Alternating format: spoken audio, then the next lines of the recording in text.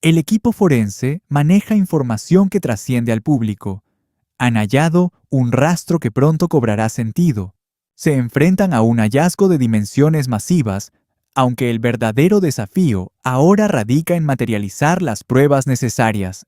Antes de profundizar en los detalles, es imperativo aclarar que cada dato expuesto proviene de fuentes oficiales plenamente identificadas.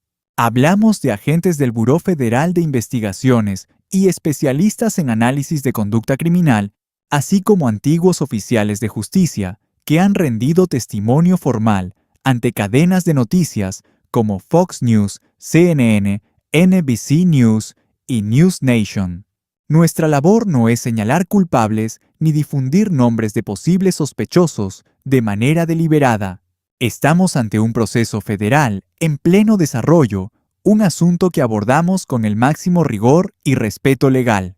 Las hipótesis que analizaremos constituyen esquemas de trabajo propuestos por peritos acreditados en la materia, lejos de ser sentencias de culpabilidad.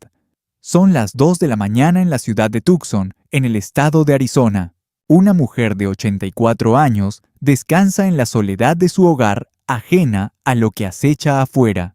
A la 1:47 de la madrugada del 1 de febrero, la cámara del timbre de Nancy Guthrie deja de transmitir. No fue un error técnico ni falta de energía. Alguien la arrancó de su sitio con sus propias manos. El silencio se prolonga durante 25 minutos exactos. De pronto, un sensor de movimiento secundario capta una presencia humana dentro de los límites de la propiedad a las 2:12. No existen imágenes grabadas, carecían de suscripción activa y no había rastro alguno en la nube. Simplemente un impulso digital que confirma una verdad aterradora. Algo se movía allí a las 2:12.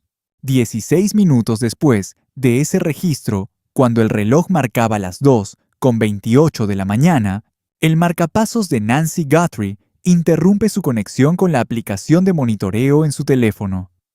Desde ese instante, Nancy desaparece para siempre. Esta es la cronología oficial de los hechos, los datos crudos que la investigación ha logrado corroborar hasta hoy. Sin embargo, esta noche nos enfocaremos en un detalle que la cobertura mediática habitual ha pasado por alto o no ha logrado descifrar. Se trata de una pieza que cambiará por completo la perspectiva sobre lo que realmente ocurrió en aquel porche durante esa madrugada fatídica. Un antiguo analista del FBI, con 25 años de trayectoria, quien dirigió la unidad de conducta criminal en Denver durante 13 años, Saúl, ha presentado una tesis que no se centra en la identidad del agresor, sino en un punto mucho más inquietante. Todo gira en torno a aquello que Nancy presenció. Lo que sus ojos pudieron ver cuando esa puerta se abrió en la oscuridad de febrero altera toda la estructura de este crimen. No estamos ante simples conjeturas ni rumores esparcidos por las redes sociales. Es un planteamiento técnico de perfilamiento criminal elaborado por un experto que dedicó casi 30 años a desentrañar este tipo de atrocidades.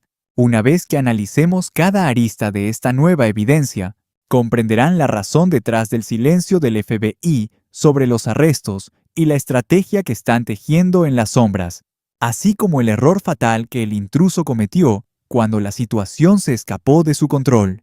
Las imágenes obtenidas el 10 de febrero, apenas 10 días después de iniciadas las pesquisas, permitieron que el director del FBI, Kash Patel, hiciera público un video del timbre donde se apreciaba a un sujeto enmascarado y armado acechando a Nancy. Dicho material se extrajo de información residual alojada en los servidores centrales del sistema, a pesar de que el dispositivo físico había sido arrancado de cuajo de la vivienda y de que la víctima no contaba con un servicio de almacenamiento en la nube vigente. Fue una colaboración entre Google y el FBI lo que permitió rescatar esos datos latentes en la infraestructura de servidores de Nest. Analicen la implicación de esto. El agresor estaba convencido de que al llevarse la cámara, eliminaba todo rastro de su presencia. Se estiró, desprendió el aparato de la pared, y posiblemente se deshizo de él en un lugar que los peritos aún no han logrado rastrear.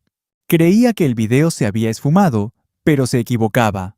El rescate técnico de esa grabación por parte de los especialistas, una proeza lograda mediante el análisis de datos residuales en sistemas internos, constituye por sí solo uno de los avances más determinantes en el curso de esta investigación. El sospechoso se llevó el objeto físico, pero su rastro digital quedó grabado en la eternidad de la red. El servidor físico no fue retirado de la escena. Aquella evidencia digital de lo que el lente captó permaneció intacta, alojada silenciosamente en los rincones de la infraestructura de Nest, aguardando a que alguien con las credenciales necesarias y los aliados técnicos precisos la sacara a la luz. Aquellas grabaciones se convirtieron en el hallazgo más revelador de toda la investigación criminal. En el instante en que los analistas de conducta las examinaron, las señales de alarma se multiplicaron de forma inquietante. No obstante, lo que el video captura no es simplemente la silueta de un hombre enmascarado acechando una entrada. Las imágenes exponen algo mucho más profundo, un patrón de comportamiento sistemático. Y es precisamente esa conducta la pieza maestra para descifrar el horror que se desató tras esas paredes. Lo primero que impactó a cada experto que analizó la cinta fue la cadencia con la que este individuo se desplaza. Su lenguaje corporal no proyecta ni un gramo de temor, ni rastro de pánico, ni la más mínima vacilación en sus pasos.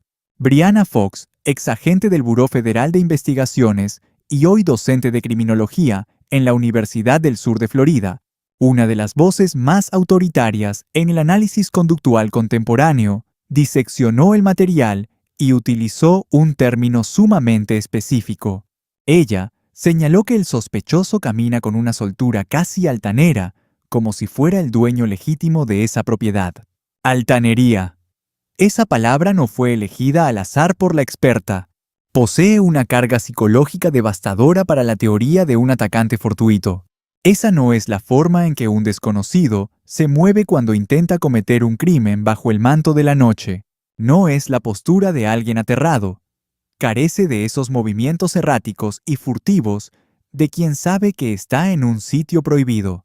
No vemos a alguien vigilando su espalda ante el menor susurro del viento, ni pegándose a los muros para evadir la luz, ni estremeciéndose al crujir de la maleza en la penumbra. Es el andar rítmico de quien siente una total familiaridad con su entorno, tan cómodo que se permite el lujo de avanzar con una calma perturbadora, lo suficientemente seguro para tomarse su tiempo y encarar la puerta principal con total naturalidad. No buscó una entrada lateral ni se escabulló por detrás, se dirigió directo al frente, exactamente de la misma manera en que alguien llega a un sitio que ya ha visitado en repetidas ocasiones. La doctora Fox también enfatizó una ausencia en su conducta que resulta tan significativa como lo que sí es visible. Subrayó una carencia absoluta de miedo a ser descubierto o interceptado por la ley. Esa actitud es el polo opuesto de lo que se percibe normalmente cuando un intruso comete un delito en un territorio que le es ajeno. Los extraños viven bajo el pánico de ser capturados y suelen cometer errores impulsados por la adrenalina. Un desconocido se sobresalta y se queda paralizado en cuanto se enciende una luz con sensor de movimiento. El intruso se mueve con urgencia porque su propio sistema nervioso le grita que escape de ahí. Este hombre, en cambio, irradiaba lo que Fox definió como un aura de prepotencia, un sello conductual que sugiere su absoluta convicción de que saldría de allí con la misma impunidad con la que entró.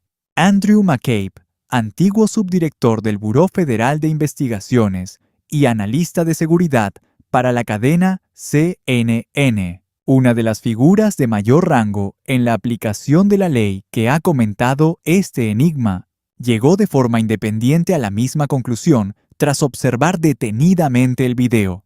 Definió el acercamiento del sujeto como algo carente de cautela o de cualquier signo de preocupación real. Estamos ante dos de los peritos en comportamiento criminal más prestigiosos del país, coincidiendo por separado en el mismo diagnóstico psicológico. Esta persona no se comporta como alguien que no conoce el lugar. Y esa es una verdad que debería erizar la piel, porque un extraño enmascarado y armado, a las 2 de la mañana frente a la casa de una mujer de 84 años que nunca ha visto, no camina con esa parsimonia. Un desconocido tendría el sistema inundado de adrenalina pura.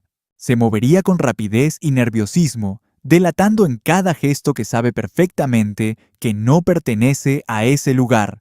Nadie se aproxima a una entrada ajena en plena noche con calma, no con la soltura de quien asiste a una cita ya pactada. Se movía como si ese sitio le fuera muy familiar.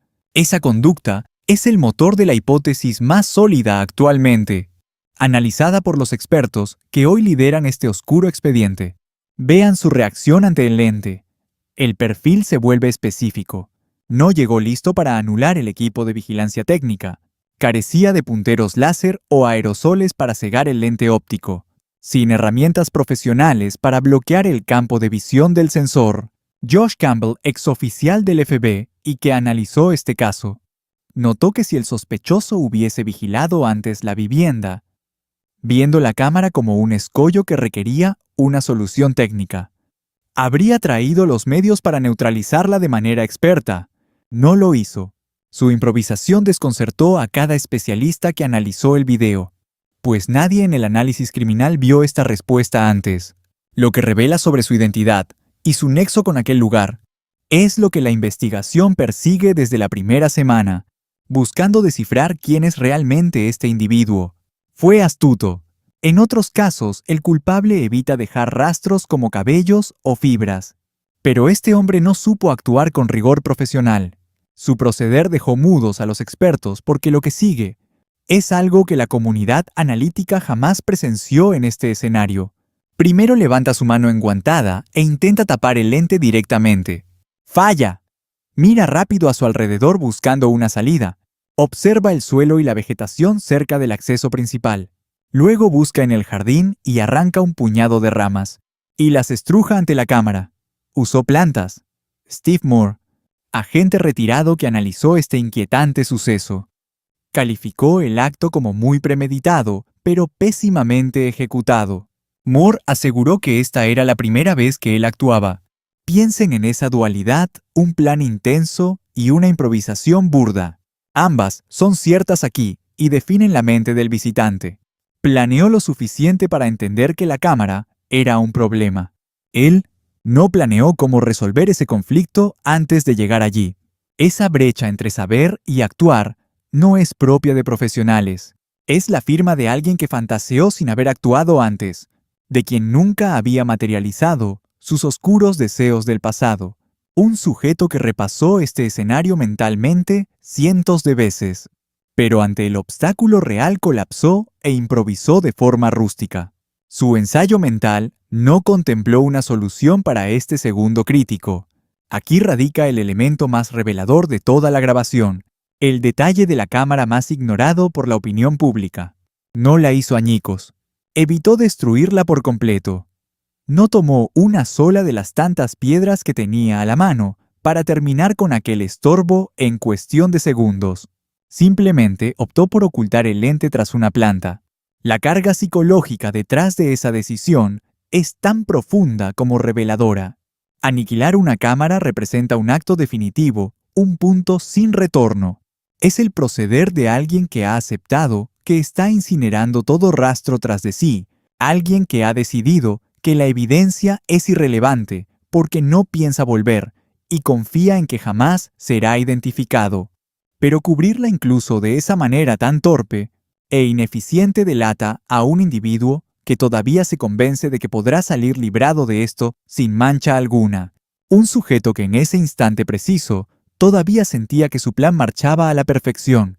Alguien que aún albergaba la idea de que todo resultaría exactamente como lo visualizó durante sus constantes y meticulosos ensayos mentales.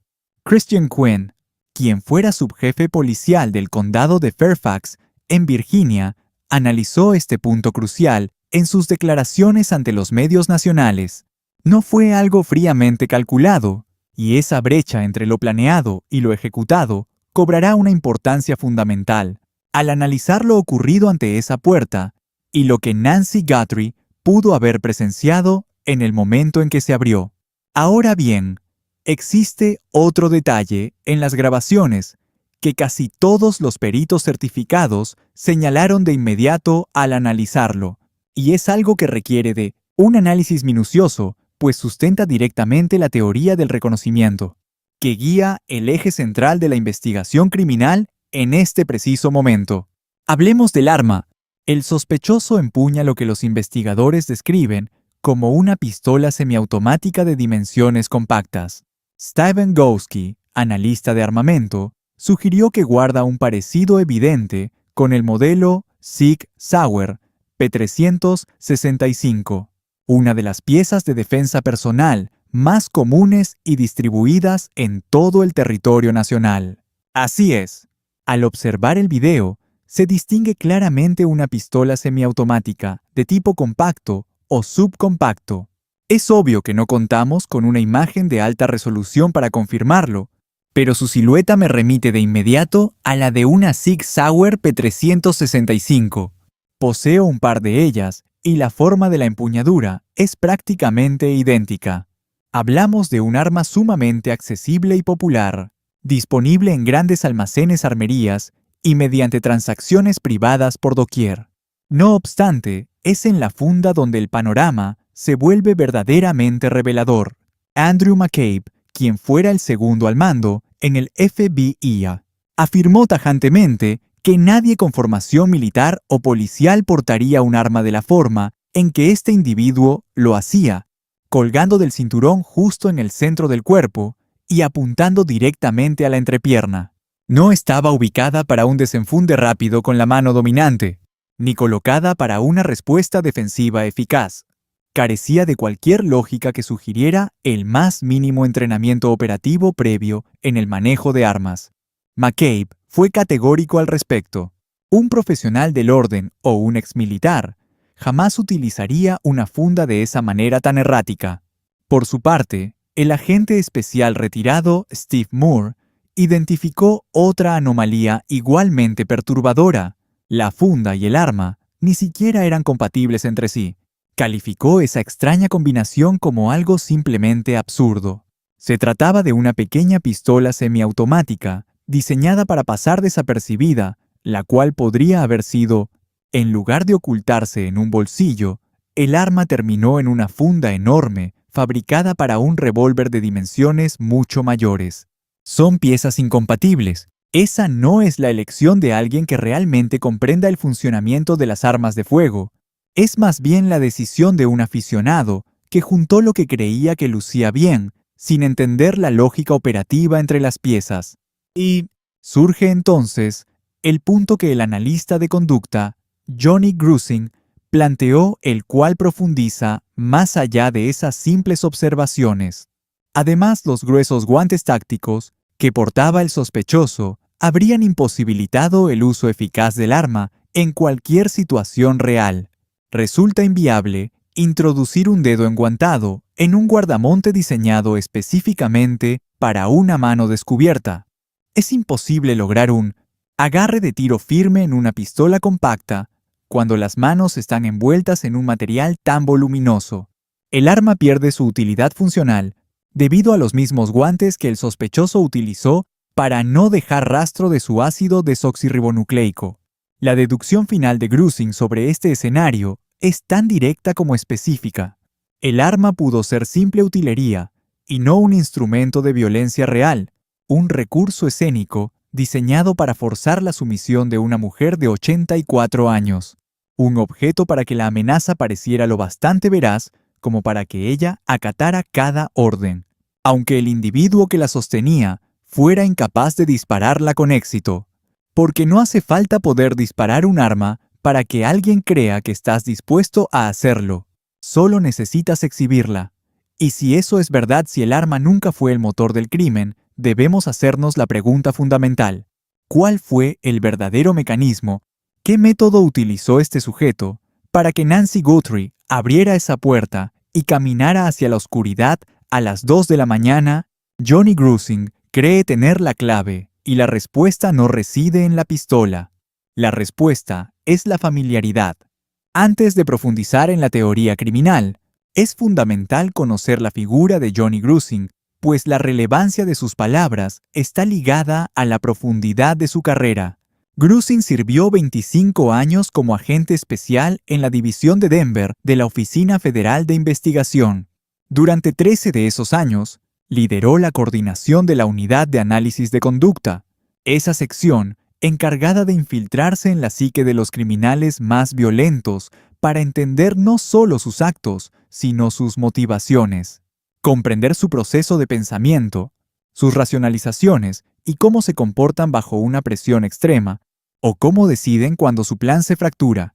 Ha trabajado en delitos violentos, agresiones de índole sexual, secuestros, homicidios y casos archivados que permanecieron sin respuesta por décadas mientras las familias esperaban justicia. También es el autor de El demonio que conocía, un libro que detalla cómo desenmascararon al asesino en serie Scott Kimmel, un caso que ilustró lo peligroso que es un depredador cuando opera dentro de una comunidad que confía en él.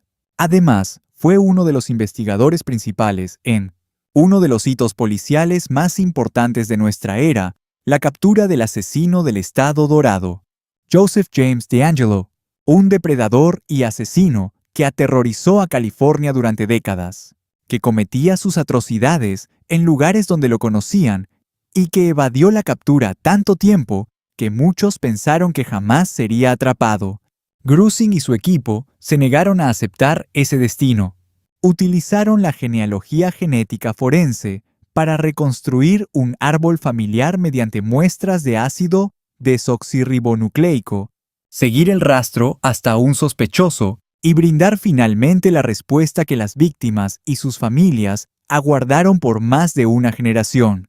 Esto resulta crucial para el caso de Nancy Guthrie, pues la tecnología empleada, la genealogía genética forense, se aplica hoy al rastro genético mixto hallado en la propiedad y enviado al laboratorio en Florida. Y justamente esa misma herramienta que Grusing usó para resolver enigmas que burlaron a oficiales por décadas, apunta ahora contra quien acechaba en aquel pórtico. Johnny Grusing no busca fama televisiva cuando analiza un secuestro. Él descifra comportamientos, interpreta la evidencia, analiza minuciosamente los movimientos y decisiones tomadas bajo una presión extrema, traduciendo esos datos en marcos de investigación que han logrado condenas documentadas. Y al examinar este suceso, afirmó que algo falló en esa entrada, algo no previsto, un imprevisto que transformó una operación táctica silenciosa y veloz en algo caótico y desesperado. Él cree que fue el reconocimiento. Esta es la teoría de Grusing detallada ante la prensa digital. El sujeto llegó a casa de Nancy Guthrie aquel 1 de febrero enmascarado. Se cubrió el rostro, no solo por miedo a las cámaras, sino por una razón psicológica mucho más profunda. Se ocultaba para que al abrir la puerta, Nancy no entrara en pánico inmediato. Ella vería solo el perfil de una cara, una silueta, alguien cuya presencia allí tuviera una explicación momentánea, alguien que pareciera tener un motivo para estar presente, al menos durante ese segundo crítico, antes de que la razón procesara lo que sus ojos estaban viendo realmente. Grusing planteó esta duda directamente y conviene analizarla con cuidado. Existe la opción, al no haber audio, de que llamara con fuerza o presionara el timbre inteligente, intentando de alguna manera que Nancy lo atendiera ocultando su rostro criminal para que ella, en su desconcierto, decidiera abrir la puerta. No es una simple pregunta retórica. Es una hipótesis conductual con implicaciones mecánicas sobre la ejecución del crimen. El plan exigía que Nancy se acercara a la entrada. Necesitaba necesariamente de su plena cooperación, aunque fuera involuntaria por el desconcierto. Debía decidir en la oscuridad, aturdida y a medio sueño a las 2 de la mañana, quitar el cerrojo y caminar hacia quien estaba del otro lado. Grusing sostiene que ella lo hizo. Cree que se acercó y abrió. Pero ahí el plan se desmoronó, porque en ese instante, cara a cara bajo la luz del pórtico, a las 2 de la madrugada, ocurrió algo que el sospechoso no previó ni pudo controlar. Quizás la máscara se movió ligeramente, Tal vez la luz exterior reveló sus rasgos de forma inesperada, o puede que no fuera algo visual. Quizás fue su voz, su forma de hablar, la cadencia de alguien conocido. Tal vez fue aquel gesto sutil, al alzar la mano, o la silueta inconfundible de sus hombros, recortada contra la penumbra. Esa forma tan suya de sostenerse su complexión. Existe un mecanismo en el sistema nervioso humano que no requiere ver un rostro con total claridad para lograr identificar a alguien conocido. Es un reconocimiento instintivo que se activa mediante un centenar de señales mínimas mucho antes de que la mente consciente logre articular un solo pensamiento coherente. Reconocemos a las personas que forman parte de nuestra vida de formas que escapan a cualquier proceso lógico y consciente. Los estudios sobre el comportamiento confirman que identificamos a los individuos familiares tanto por su cadencia, al caminar, su postura, el tono de su voz y su lenguaje corporal como por sus rasgos faciales específicos. Alguien que has conocido por años queda registrado en tu sistema nervioso antes de que decidas de forma razonada reconocerlo. No se trata de una elección voluntaria, es pura biología.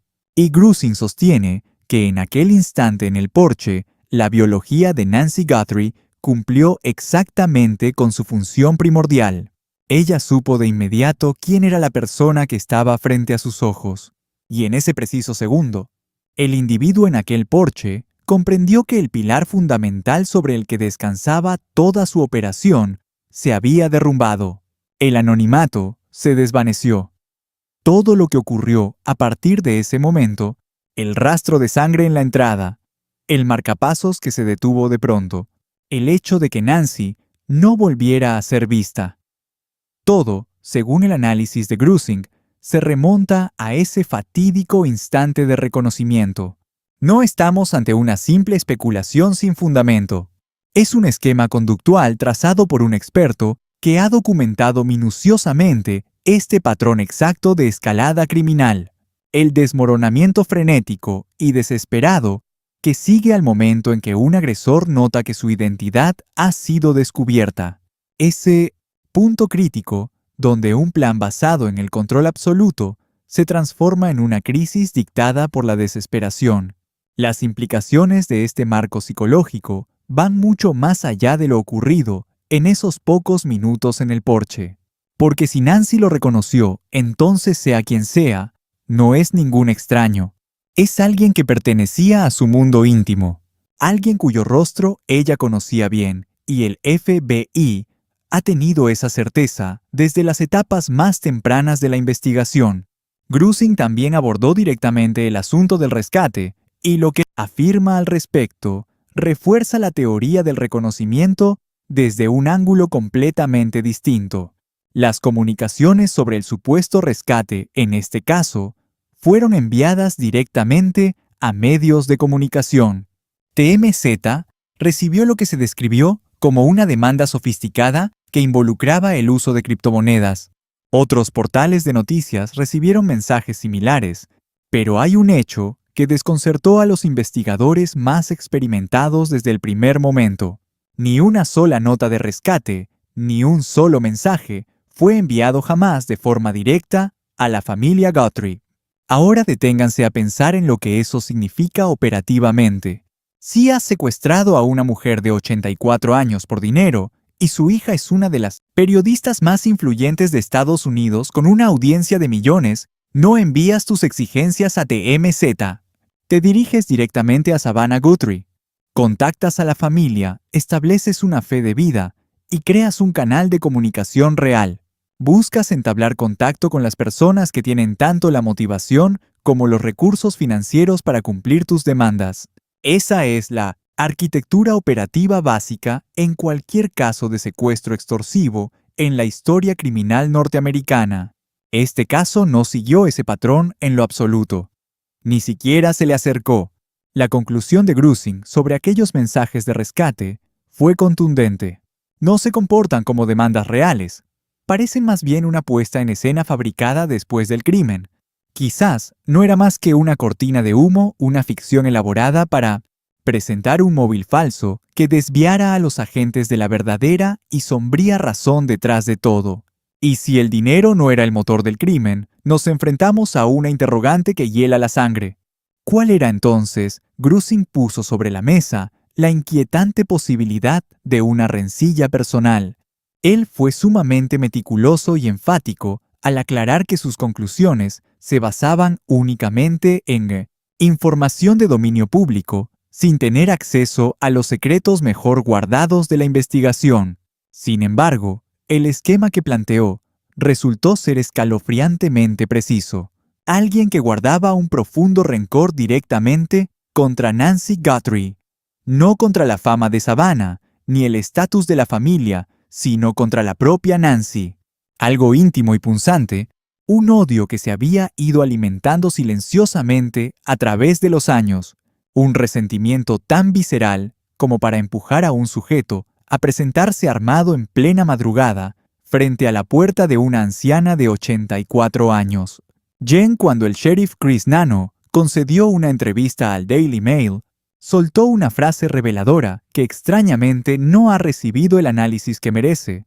Declaró que el verdadero motivo del ataque es el punto exacto donde la investigación se queda estancada. Fue por ambición económica. Es cierto que existió aquella nota donde exigían una suma de dinero, pero ¿se trata realmente de un botín?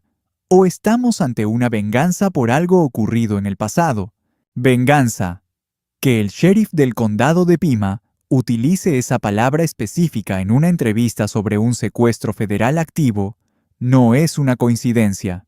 No estamos ante un oficial lanzando una conjetura al aire sin haberla meditado antes. Es la voz de un líder policial con acceso privilegiado al rompecabezas completo del caso, seleccionando quirúrgicamente cada término en una conversación grabada. Esa elección fue deliberada. Y al contrastar las palabras de Nanos con el perfil conductual trazado por Grusing, Zendai, escuchemos esto con atención. Cuando analizas el agravio personal y la sed de venganza bajo el mismo lente, la imagen que se revela no es la de un secuestro profesional que terminó saliendo mal por accidente.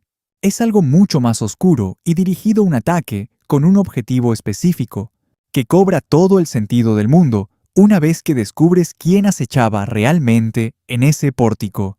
Aquí es donde la teoría psicológica se detiene y entramos en el terreno de la cruda realidad documentada. Hacia mediados de febrero, transcurridas unas 2 semanas y media de pesquisas intensas, el propietario de una armería en Tucson se presentó con información clave que alteró por completo la percepción que el público tenía sobre el alcance y el rumbo del caso. Su nombre es Philip Martin y es el copropietario del establecimiento Armor Bearer Arms en Tucson. Lo que él relató a Fox News Digital confirma las sospechas que los investigadores manejaban de forma interna una pieza del rompecabezas, que nadie fuera del círculo oficial había logrado documentar hasta que él decidió hablar. El FBI no está buscando a ciegas en un mar de sospechosos. Ellos tienen una lista negra muy clara. Solo debíamos verificar en nuestro sistema si alguno de los nombres en ese papel, que eran 20 personas o menos, había pasado por el local para comprar un arma de fuego en el transcurso del último año. Philip Martin relató que entre los días 10 y 12 de febrero, apenas poco tiempo después de que el video de la cámara de seguridad se hiciera público, un agente federal entró en su tienda portando 3 folios con nombres y retratos de entre 18 a 24 individuos. El oficial le pidió a Martin que contrastara cada identidad de esa lista con los registros de venta de su negocio. La pregunta de los agentes fue directa y sin rodeos. ¿Había alguno de esos sujetos adquirido armamento en su establecimiento durante los últimos 12 meses? 3 páginas de 18 a 24 nombres con una fotografía al lado de cada uno. Martin revisó minuciosamente el archivo de su tienda e ingresó cada apellido en el sistema de búsqueda. Ni un solo individuo de aquel listado había adquirido armas de fuego en el establecimiento Armor Bearer Arms. Sin embargo, en su declaración ante los medios, Martin reveló un detalle cuya relevancia supera por mucho la falta de coincidencias. Aseguró que las fotografías contenidas en ese informe confidencial le recordaban vívidamente los rasgos faciales detectados por la cámara del timbre y no se trataba de una simple semejanza vaga. Incluso antes de proceder con una inspección exhaustiva de mis archivos, eché un vistazo a esos rostros y supe que jamás se habían cruzado en mi camino ni en mi negocio. Pero decidí colaborar por el bienestar de una ciudadana de Tucson, por esa mujer Nancy Guthrie, víctima del secuestro. Accedí a verificar si alguno de los presuntos responsables había pisado mi tienda en algún momento. No fue así. El oficial se marchó de las instalaciones sin obtener la pista que buscaba. Martin enfatizó que el vello facial y la apariencia general de los hombres en ese listado guardaban una relación inquietante con la figura enmascarada que acechaba en el video del pórtico. Esto nos revela un dato sumamente preciso sobre la procedencia de dicho documento y cuál es la verdadera hipótesis que maneja el FBI en esta etapa del caso. No están presentando nombres elegidos al azar a los propietarios de armerías en todo Tucson. Lo que exhiben es un grupo de individuos seleccionados meticulosamente quienes comparten atributos físicos que encajan con las sombras y rasgos visibles en las grabaciones de seguridad. El periodista Brian Enton de la cadena News Nation, quien ha mantenido un acceso más cercano y constante al terreno que casi cualquier otro comunicador en esta investigación, informó que los agentes federales visitaron múltiples armerías en el área de Tucson portando expedientes idénticos. No se limitaron a Armor Bearer Arms. El despliegue abarcó numerosos establecimientos de la zona. Se trató de un rastreo sistemático, ejecutado con precisión quirúrgica por toda la ciudad. La cadena NBC News complementó este reporte señalando que otro comerciante describió el legajo como un documento de 3 o 4 páginas de extensión saturado con retratos de hombres jóvenes y de mediana edad. Según al menos un testimonio, las imágenes parecían ser fichas policiales tomadas tras un arresto previo. Personas con antecedentes criminales, sujetos que ya forman parte de los engranajes del sistema penal. Individuos cuyos nombres y rostros pueden ser consultados en las bases de datos de las agencias del orden. No es así como se conduce la búsqueda de un fantasma sin rastro. No es esta la forma de proceder cuando careces de una teoría sólida de pistas reales o de una imagen del objetivo. Uno no lleva rostros específicos a establecimientos concretos para realizar interrogatorios tan dirigidos a menos que ya posea un perfil desarrollado y una idea clara de a quién está intentando cercar. El FBI ya tiene rostros identificados. Tienen nombres ANA y están rastreando cada huella documental vinculada a ellos de manera sistemática por toda la metrópoli. Y en algún punto de esas 3 páginas de sospechosos, creen que se oculta el hombre que irrumpió en el hogar de Nancy Guthrie la madrugada del 1 de febrero. Ahora conocemos el origen de ese listado. El programa televisivo Insight Edition reveló que los nombres y retratos en manos del FBI fueron obtenidos en parte mediante los registros de ventas de Walmart. Este hallazgo nos conduce de forma inevitable hacia la evidencia física más contundente y reveladora que se ha encontrado en todo este sombrío caso. Se trata de la mochila del agresor. El morral del sospechoso de 25 litros fue identificado como un modelo Ozark Trail distribuido exclusivamente por Walmart. El alguacil Nanos ratificó esta información ante la opinión pública de manera oficial. La describió como la única pieza de equipo que podía rastrearse de forma inequívoca hasta un solo distribuidor comercial. Es como si todo lo demás que vestía el perpetrador, desde los guantes hasta la chaqueta y el calzado, pudieran provenir de cualquier almacén anónimo en cualquier rincón del país. Pero esa mochila solo tiene una procedencia, y Walmart conserva cada uno de sus registros de venta. Walmart conserva los registros detallados de cada operación comercial. La cadena dispone de grabaciones de vigilancia en todos sus establecimientos. Si el sospechoso usó una tarjeta para esa mochila, existe un rastro vinculado a su nombre.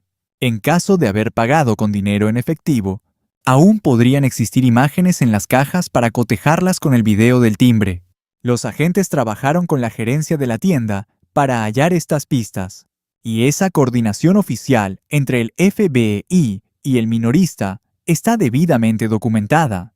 La estructura de este hilo investigativo es ahora visible y merece la pena analizarla detalladamente, pues revela la meticulosidad que ha existido bajo la superficie.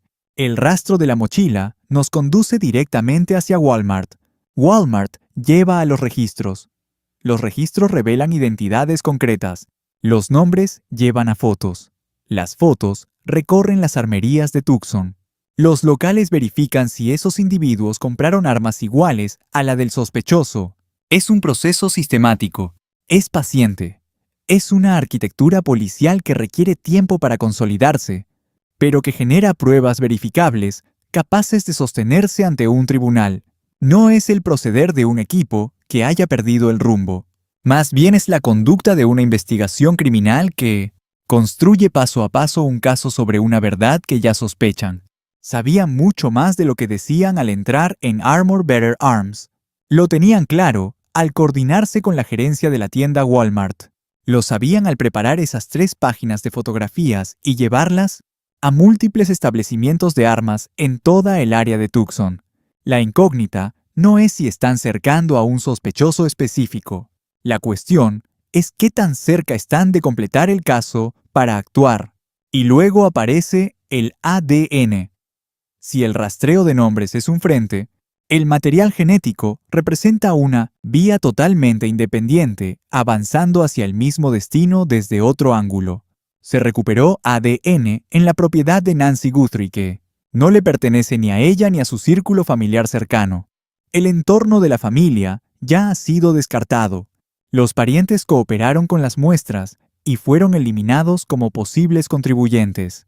El material biológico recolectado en la escena donde quedó la sangre de Nancy en el porche fue enviado a un laboratorio en Florida. El sheriff Nanos confirmó que la muestra es una mezcla biológica compleja.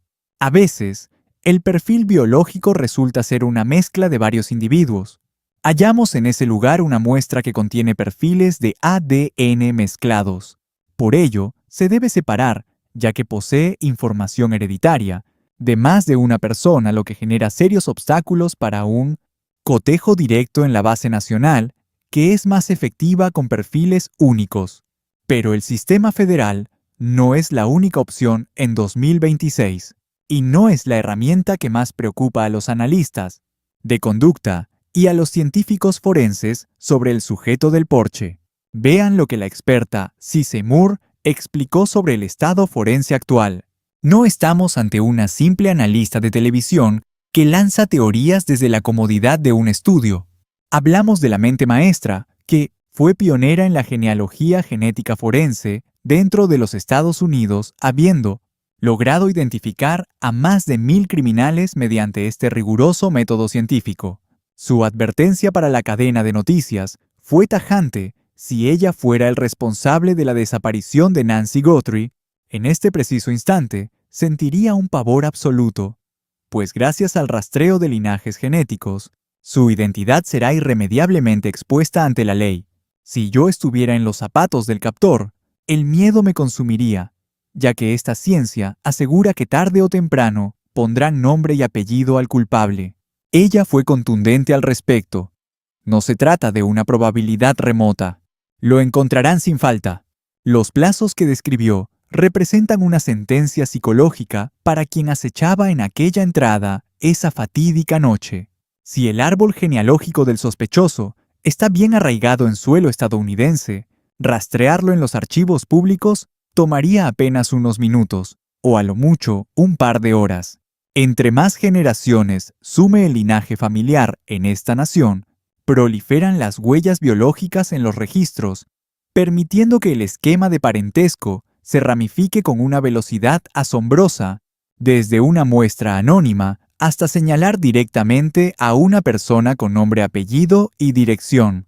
Se trata de la misma herramienta científica que permitió acorralar al infame asesino del Estado Dorado. Joseph James DeAngelo se burló de la justicia durante más de 40 años. Perpetró sus horrores en los mismos vecindarios donde gozaba de la confianza de sus allegados. Se mantuvo como un espectador silencioso del proceso judicial por largo tiempo, con la falsa seguridad de que sus huellas se habían borrado para siempre de la faz de la tierra. Se equivocó. Su propio código biológico reconstruyó el mapa familiar que guió a los agentes hasta el umbral de su propia casa. A esta ciencia le es indiferente qué tan meticuloso fue el criminal para no dejar rastro en la escena. El paso del tiempo no debilita su eficacia. Las décadas transcurridas son irrelevantes para los genes. Tampoco le importa si el perpetrador duerme tranquilo, creyendo que la búsqueda ha terminado. Si tan solo un familiar lejano decidió alguna vez entregar una muestra genética a cualquier laboratorio de ancestros en el territorio nacional, el culpable ya tiene una diana en la espalda. La policía científica ya descartó las huellas de todas las personas que tenían un motivo válido para estar en esa residencia. En este punto, lo único que sobrevive es el material biológico de un intruso. Un código que, aunque no figure en las bases de datos policiales, sirve como el punto de partida para una cacería genealógica implacable, que viaja hacia atrás en el tiempo generación tras generación hasta dar con un solo hombre. La hipótesis del reconocimiento sugiere que Nancy identificó de inmediato el rostro de quien la acechaba al abrir la puerta. El rastro celular, por su parte, confirma que el FBI ya está perfilando las pruebas biológicas necesarias para ponerle nombre a ese espectro.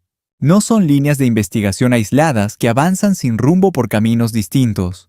Son trayectorias destinadas a colisionar, aproximándose velozmente al mismo objetivo desde ángulos opuestos y de forma coordinada. Los posibles implicados que surgieron tras el hallazgo de la mochila en Walmart. Aquellas imágenes que circulan ahora mismo por cada tienda de armas en Tucson. Esa compleja muestra biológica que aguarda en un laboratorio de Florida para ser vinculada a un linaje. El análisis de conducta que señala directamente a alguien del círculo íntimo de la víctima. Cada fragmento de evidencia, por pequeño que sea, nos conduce inexorablemente hacia el mismo entorno. Y en cuanto a Johnny Grueng, un profesional que sabe identificar por experiencia propia las señales de un cerco policial estrechándose, asegura que el panorama es cada vez más nítido. Antes de abordar la interrogante final hacia la cual converge todo este análisis, resulta imperativo sintetizar el perfil conductual una última vez, ya que las piezas unidas narran una historia mucho más coherente y devastadora que cualquier indicio aislado. Las decisiones del sospechoso durante la noche del 1 de febrero, analizadas como una secuencia íntegra, revelan sus expectativas y el punto exacto donde su plan colapsó. No temía ser visto al aproximarse a esa propiedad. Caminaba con una calma insolente. Ese es el andar de alguien convencido de que su presencia en ese domicilio y a esa hora exacta motivaría a Nancy Guthrie a abrirle la puerta, lejos de los movimientos erráticos y tensos de un extraño invadiendo un lugar ajeno. Fue el acercamiento pausado de alguien que asumía que su llegada tendría una explicación lógica para quien estaba al otro lado del umbral. No llevaba consigo equipo profesional para anular cámaras de seguridad. Improvisó ocultándose entre la vegetación del jardín. Esa es la conducta de quien ensayó el crimen mentalmente, pero no anticipó este obstáculo real en el terreno. Había proyectado el escenario en su mente, pero jamás lo sometió al rigor de una realidad operativa. Al toparse con un problema tangible, utilizó lo que tenía enfrente ante la falta de una solución preparada. Empuñó lo que analistas consideran una posible arma de utilería mal colocada sobre su cuerpo, en una funda inadecuada y entorpecida por los gruesos guantes que usaba para no dejar rastros genéticos. Aquella pistola no era un arma en términos tácticos. El objeto funcionaba como un elemento de utilería. Estaba allí para proyectar una amenaza y forzar la sumisión, no para ser disparada. Esa es la elección de quien creía tener el control de la interacción, sin esperar un enfrentamiento violento, un escenario donde la simple presencia del arma bastaría para que una mujer de avanzada edad, obedeciera sus órdenes sin necesidad de recurrir a la violencia física. La sangre en el pórtico revela que la situación se tornó violenta, ignorando cualquier plan previo. No sucedió dentro de la vivienda, ni en el pasillo, sino allí mismo, en el porche, a la intemperie, en el espacio entre la entrada y la calle. La sangre de Nancy fue hallada en su pórtico, y en la entrada del auto, confirmado mediante pruebas genéticas reportadas públicamente por el sheriff Nanos. Lo que sea que falló en su estrategia, ocurrió exactamente en ese lugar, y al superponer el marco de reconocimiento psicológico sobre la evidencia física de la sangre, junto al análisis conductual y la psicología del arma, emerge una imagen muy definida, la imagen de un plan que comenzó a desmoronarse en el instante en que el sistema nervioso de Nancy Guthrie reaccionó como el instinto humano dicta. Reconoció a alguien familiar, el agente especial, retirado del Buró Federal de Investigaciones Lance Ling, hablando para las noticias de CBS, en marzo, ofreció su lectura sobre lo que el silencio actual de los investigadores realmente representa. Comentó que desea mantener la esperanza y que está seguro de que la familia anhela que este silencio sea porque los detectives han hallado un hilo conductor y simplemente aguardan a profundizar en las pesquisas antes de ejecutar cualquier movimiento definitivo. Esto no implica bajo ninguna circunstancia un menosprecio a los avances logrados hasta el momento en este complejo expediente judicial. Esas son las palabras de un antiguo agente federal de alto rango, quien describe la perspectiva externa de una investigación criminal que atraviesa su fase más crítica, la etapa final de ensamblaje de pruebas, previa a transformarse en una acusación formal ante los tribunales. Existe una esperanza latente de que este silencio absoluto signifique que finalmente han acorralado una verdad incómoda. Requieren únicamente de un escrutinio más exhaustivo. Así lo afirma Maureen O'Connell, antigua agente especial del Buró Federal de Investigaciones, poseedora de una de las mentes analíticas más agudas y determinantes que han examinado los entresijos de este caso, destacando sus intervenciones en el programa de Megyn Kelly para arrojar luz sobre las sombras del proceso. Ella lo planteó mediante conceptos que han resonado en mi mente sin descanso desde el primer instante en que los escuché. Sentenció que los detectives poseen información que supera por mucho nuestro conocimiento y que definitivamente siguen un rastro certero. Están tras algo de dimensiones considerables, aunque quizás se enfrenten al tortuoso desafío de materializar las pruebas necesarias. Esos investigadores manejan datos privilegiados que nosotros ignoramos y está claro que han detectado algo sumamente importante. Se encuentran tras una pista monumental, pero el verdadero obstáculo reside en la complejidad técnica de su demostración legal. El problema es probarlo, no encontrarlo ni mucho menos identificarlo. El muro es la validación jurídica de los hechos, dificultad para demostrarlo. Existe un abismo semántico y operativo sumamente revelador entre estos dos conceptos tan distintos. Es justamente en esa brecha donde se encuentra estancada, o quizás madurando la investigación en este preciso momento. El interrogante que los agentes rodean con cautela comienza a adquirir una forma física y psicológica tangible. Ahora bien, esa estructura se define a través de cada patrón de conducta que hemos diseccionado meticulosamente a lo largo de este análisis. La hipótesis del reconocimiento exige la presencia de alguien por quien Nancy Guthrie estaría dispuesta a abrir la puerta principal de su hogar. No hablamos de un desconocido, ni de una silueta armada que surge de la nada en la penumbra de las 2 de la madrugada. Se trata de un individuo cuya aparición en su residencia a esas horas tan intempestivas, por más desconcertante y fuera de lugar que pudiera resultar para cualquier persona, guardaba un contexto lógico en su mente, induciéndola a abrir en lugar de retroceder aterrorizada para marcar al 911.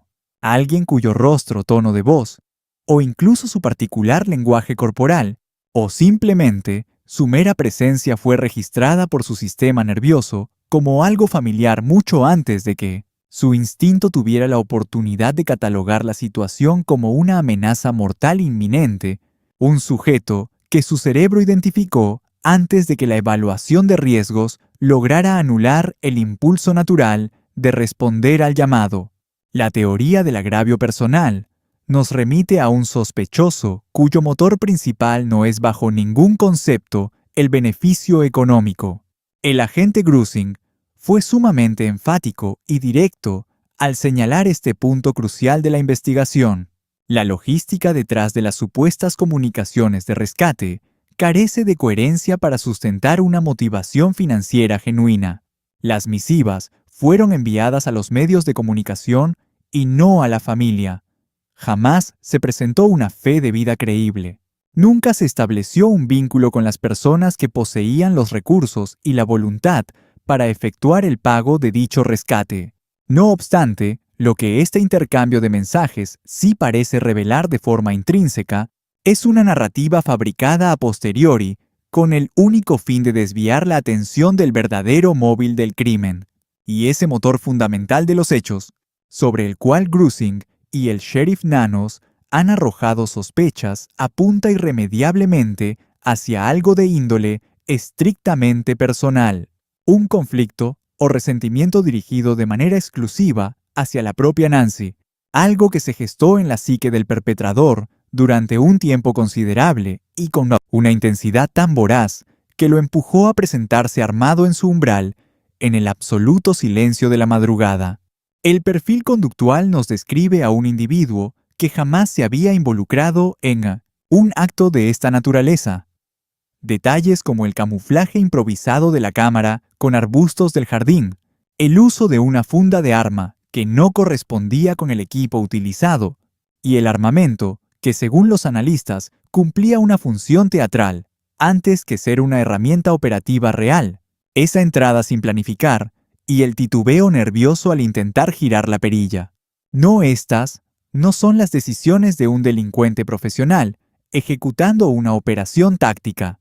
El exagente del FBI Steve Moore lo declaró de forma oficial. Es la primera vez que este individuo se atreve a cometer un acto así, lo que revela un perfil psicológico muy específico, alguien que proviene de una vida ordinaria. Un sujeto con empleo, nombre propio, domicilio y presencia en alguna base de datos pública. Alguien que dejó un rastro de decisiones cotidianas que el FBI rastrea desde febrero. El círculo de sospechosos que la agencia federal logró perfilar, esas 18 a 24 fotografías en 3 folios llevadas a las armerías de Tucson, se consolidó en gran medida mediante el análisis de registros de compras, rastreando meticulosamente los datos de diversas transacciones comerciales, el rastro documental de alguien que aparentaba una vida normal hasta la noche que decidió no serlo. No es así como se rastrea a criminales expertos sin identidad ni pasado localizable. Es la técnica para hallar a personas integradas en una comunidad específica, individuos que están profundamente vinculados a un entorno y contexto particular, con nexos probados entre la evidencia física del crimen y la zona donde ocurrió. Antiguo agente del FBI, Steven Rogers analizó esta interrogante para TV Insider. Sus palabras apuntan directamente hacia la teoría que los investigadores intentan confirmar ahora. Él sostiene que es altamente probable que un conocido de Nancy Guthrie con acceso a su entorno privado estuviera involucrado. De hecho, Rogers identificó categorías específicas: personal de mantenimiento doméstico, proveedores de salud, cuidadores de jardines o piscinas, personas orbitando su vida con motivos legales para estar allí. Afirmó que alguien así pudo obtener información crítica sobre sus alarmas de seguridad, sus horarios y sus rutinas, ya fuera acechándola con ese fin o bajo un contrato laboral, o simplemente asimilando esos datos por su presencia habitual en la propiedad durante meses. Alguien conocido, un observador en su círculo íntimo que entendía cuándo estaría en casa y cuándo sola. Alguien que, Conocía la distribución del hogar por experiencia directa. Un individuo con un motivo, una razón percibida, que quizás solo existía en su propia psicología aquel 1 de febrero. El sheriff Chris Nanos declaró a NBC News en marzo, algo que analizado, junto al resto de las piezas, posee un peso mucho más oscuro del proyectado. Dijo, desde el primer día tuvimos sospechas muy claras sobre lo que sucedió, y esas convicciones no han flaqueado ni un ápice desde el inicio. Sospechas firmes. Creencias que no han cambiado en 50 días de investigación intensa. Es el mensaje de un sheriff, confirmando que la imagen trazada por los investigadores en las primeras horas del caso ha resistido frente a toda la evidencia recolectada. La teoría, el agravio personal, el perfil de un novato cometiendo su primer crimen violento, la mochila de Walmart que generó esa lista selecta de nombres y rostros, y el de N.A. en Florida, procesado con la técnica que identificó al Golden State Killer, el rastreo de armerías por todo Tucson, nóminas de construcción, la casa vecina deshabitada, aquel vecino que se marchó, pero regresaba constantemente, la vigilancia de fin de semana delatando una rutina laboral. Todo desde el inicio apunta al mismo lugar y los investigadores han sabido siempre de qué sitio se trata. Solo están blindando el material probatorio. Ciertamente, sabemos el móvil y que fue un ataque selectivo. Son convicciones sólidas, no simples corazonadas, ni impresiones que se borran. Son certezas que han resistido semanas de pruebas sin flaquear nunca. Nanos dijo algo que en este análisis tiene un peso abrumador. Él afirmó, sabemos por qué lo hizo y que ella era el blanco. Saben el motivo, saben que fue un ataque directo. Ambas frases reducen el círculo de sospechosos drásticamente. Es imposible acechar a quien no se conoce. No hay rencor personal contra un completo extraño. El lenguaje de Nanos confirma a nivel oficial lo que el perfil de Grusing sugería tras los videos. Esto fue personal. Fue dirigido. No fue azaroso. El FBI tiene sospechosos mediante su labor investigativa. Tienen ADN en Florida bajo tecnología de identificación avanzada. Poseen registros de Walmart y respuestas de dueños de armerías en Tucson tras reconocer rostros en fotos. Tienen el perfil trazado por el hombre que usó esta misma tecnología forense para poder resolver uno de los casos archivados más infames de Estados Unidos. El sheriff afirma públicamente y para el registro que comprende el móvil tras 50 días de labor federal. Johnny Grusing analizó cada detalle del suceso. El caminar el arma falsa, la funda incompatible, el camuflaje para la cámara hecho con maleza. La sangre en el pórtico indica una confrontación, externa y no interna. Las notas de rescate, enviadas a prensa y no a la familia de una mujer cuya hija es una periodista muy conocida. El móvil de rencor que analistas con 25 años y el sheriff de Pima han señalado de forma independiente. Grusing dice que en ese umbral de entrada, Nancy Guthrie reconoció al hombre. No es una teoría. Es un marco conductual construido sobre evidencia por un investigador con un historial de éxito verificado. El FBI no reportará arrestos el día de hoy. Se encuentran estructurando el caso.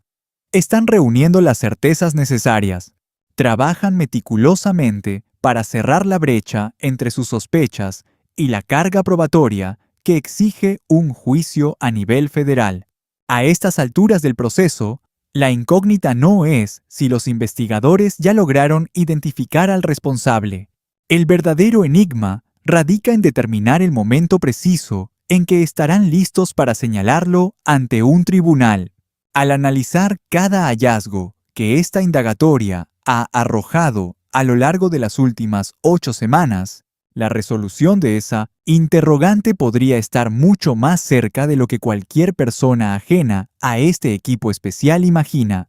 Todo el análisis presentado se sustenta estrictamente en los registros públicos documentados por Fox News Digital, CNN-NB, CNews Men's Journal, TV Insider Parade y News Nation.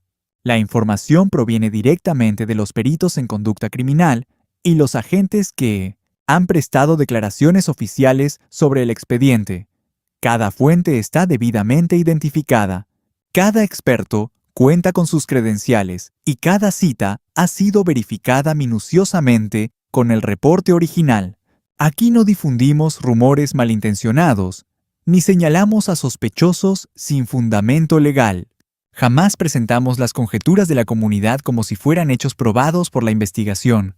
Nancy Guthrie permanece desaparecida desde el pasado 1 de febrero. Tiene 84 años y su salud depende de fármacos diarios. Sus seres queridos no han flaqueado ni un solo instante desde aquella mañana en que se reportó su ausencia. Savannah, su hija, no ha regresado a su puesto en el programa Today Show, el espacio informativo que ha liderado por años, pues se encuentra volcada por completo en la lucha por encontrar a su madre. Su hermana Annie también se mantiene firme en la búsqueda. Toda la familia Guthrie ha mantenido una postura pública de cooperación y una determinación inquebrantable ante la crisis. Los vecinos de su hogar en Tucson han colmado los alrededores con ofrendas de flores cirios y mensajes escritos a mano en un altar que crece día tras día frente a su antigua puerta. Incluso personas que jamás cruzaron palabra con ella se han unido en plegarias esperando su pronto retorno.